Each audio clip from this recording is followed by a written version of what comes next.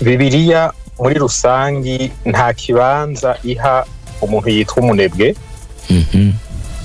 Kuba umunebwe biranyuranye gose no kwizera rukirisu. Rero iyo umuntu yitwaje ukwemera kugira ngo ntakore ibikorwa, aba ariko arihakana uko kwemera ariko aravuga. Uravye n'ukuntu Imana yihishuye ibivugwa muri Bibiliya uhereye mu ntango, Imana igaragara iri kwirarema, kurema n'igikorwa kinini gose. Uravye ivyo yaremye gushika n'ubu ingene bimeze, nta kibanza c'ubunebwe tubona mu Mana. Kandi n'umuntu imaze kumurema yamuhaye itongo imubwira ngo aririme. Burya naho tubona amategeko menshi avuga ivyo gusenga, itegeko rya mbere Imana yatanze kwari ukurima. Kandi aho umuntu hatevye gato, ico gihe Adamu na Eva nta bikoresho vyo kurima vyari bihari, nta mahinguriro yakora isuka, nta bumenyi, nta bitabo. No kuvuga ko bategereza gukoresha ubwenge bwabo bwose kugira ngo bamenye ingene bakora ico kintu, ataho bacigiye, ataho bakirabirako. Sinumva rero ingene umuntu yovuga ngo aremera Imana mugabo agaca ahindukira akanyegeza ubugaba n'ubunebwe muri uko kwemera. Kandi Imana nayo yaturemye ikaduha isi, ikadusaba kuyiexploita, kuyikoresha kugira ngo turonke ivyankenerwa. Ivyo bisaba akazi. Mu vy'ukuri ubunebwe ni ukwihakana ukwizera rukirisu. Muri jo abaterereye kare bavuze bati hari abonzi naka yambwiye ngo ntiyokorana n'uriya kubera badasangiye ukwemera. Uyundi ati yavuze ko kwinjira mu iduka kumbure ririmo itabi akijijwe atopfa hinjiye. Mwebwe nk'abakozi b'Imana ivyo navyo nyene mu bivuga kwiki ukwemera ko kwaje gutandukanya abantu basanzwe babana, canke ko kwaje kugwiza ubunebwe mu bemeye kumbure bitandukanye ni vyanditswe aho naho kumbure mutanguye muco ga pasitori Acher? Ufatiye kuri ubwo burorero bubiri, abo bantu ko ari babiri bakeneye gufashwa, bakeneye gutahuzwa. Kuko burya hariho igihe nyene umuntu atahura ibintu ugasanga uko ariko arabivuga biratandukanye n'uko bimeze. Abantu tudasangiye ukwemera si abansi bacu. Ahubwo washaka Yesu niwe yavuze ngo itegeko rya kabiri mu mategeko abiri makuru ni ugukunda bagenzi bacu. Ngo twikunda. Kandi abo bagenzi bavugwa si umugenzi ami, umugenzi prochain, n'umuntu ari hafi yawe. None rero abo bantu nyene tudasangiye ukwemera bari mubo duhamagarirwa gukunda. Kandi urwo rukundo Yesu yavuga si urukundo umuntu akorera kure kuri telekomande, ni urukundo rusaba gushikira umuntu. No mu karorero yatanze yarerekanye yuko uwakunze yegereye umuntu yagize ibyago aramufasha. None rero uwo muntu wa mbere aho hariho kudatahura. Abo tudasangiye ukwemera ntiduhamagarirwa kubaja kure, duhamagarirwa kubakunda, kugaragaza ibikorwa vyiza kuri bo, kandi ivyo bisaba ko tuba turi hafi yabo. Sibo bonyene n'abantu bose muri rusange. Uwo wa kabiri nawe avuga ati jewe ahantu hari tabi sinohakorera. Uwo no mutahura gato abifatanije n'amagara yiwe, avuga ati kubera umwotsi w'itabi utera ingwara imeze uku numva no kwigira kure. Ntagucire ngo pasiteri wewe yari ukontrola ngo sinshobora gukontrola iduka ryadandaje itabi canke ridandaza itabi. Niko kazi yarajejwe. Ego niko bari bamuhaye. Waravuga ngo jewe kubera agakiza nakiriye sinshobora gukora aka kazi ko kugenzura uko ubudandaji bwagiye mw'iri duka mu gihe harimo itabi mu byo nzo controller. No kuvuga ko we atemera ko kudandaza itabi ari ikintu gikwiye gukorwa. Ariko urumva aretse kuri controller ntaba ari bujije kuri dandaza. Ico kibazo gihari. Ahubwo nimba yumva koko itaba ari ikintu kibi kandi n'ivyo itabi birafise ingaruka ku mubiri y'abantu. Ego yogerageza kuraba ingene hoshigwaho amategeko akingira amagara y'abantu ku bijanye n'itabi, kuko n'isukari irica abantu. isukari iratera ingwara y'abantu iyo ibaye nyinshi mu mubiri murabizi yo kwemera kuyikontora gute akareka itabi kandi byose bigira ingaruka mbi ku mibiri y'abantu. Nibaza ko ni kimwe navuga hariho ibintu biba bikwiye gusigurwa umuntu akamenya mbega karimbi kari hehe nikihe nshobora gukora naho mba ndiko nkorana n'abatemera ivyo nemera nikihe ntemerewe gukora.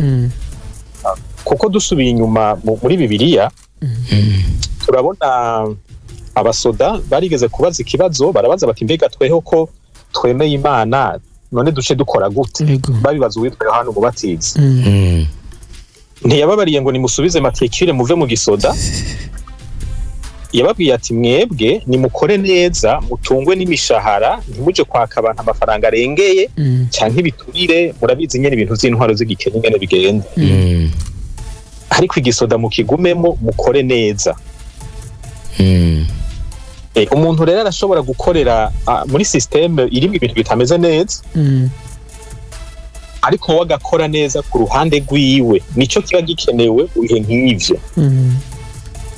Kuko uvuze ngo sinzokora aha hantu ubisanzwe gukora byo guhaya akaryo kukwegera abo bantu no kubaganiriza kuri ivyo bintu badandaza kumbura ukabereka ingene biratera ingorane mu bantu babigura.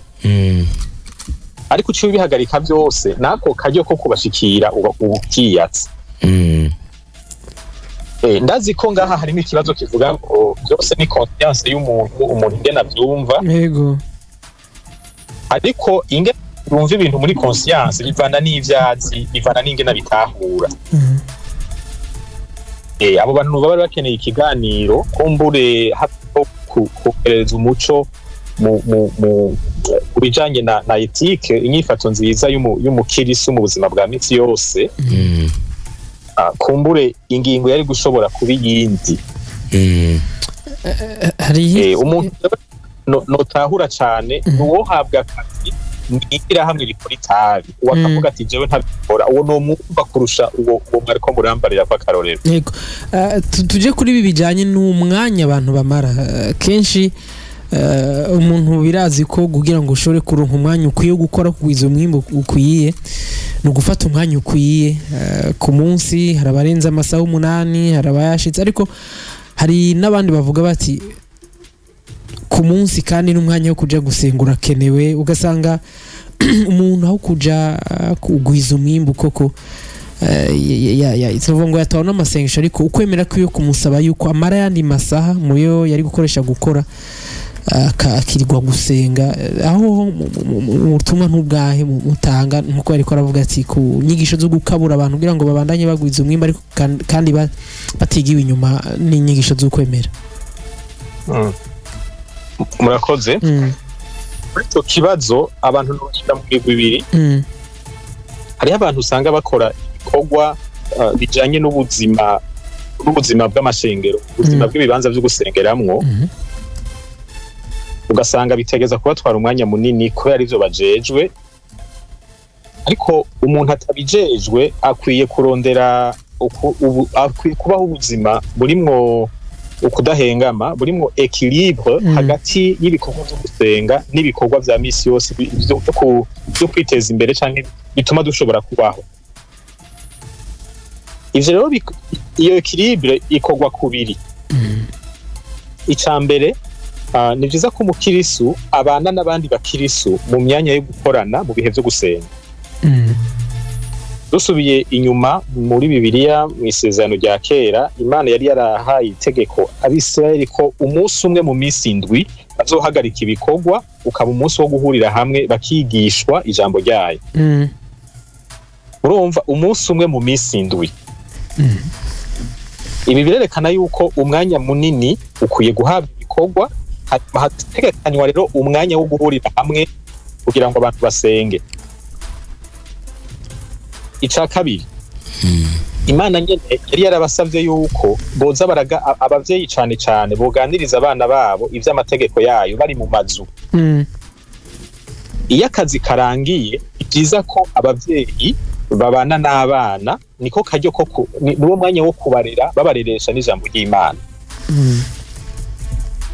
inyuma y'amasaha y'akazi nibisanzwe gose ko abantu bakoranira mu mazu bagasengera hamwe bakaganira ijambo ry'Imana ariko ntibategereza kubigira imisi yose kuko bibaye imisi yose naho bica bibuza abo bantu gukora ibindi nk'ivyo nariko ndavuga byo kuganiriza abana ijambo ry'Imana bimwe vyo mu buzima sociale bw'imigenderanire usanga mwaramaze kubikuraho.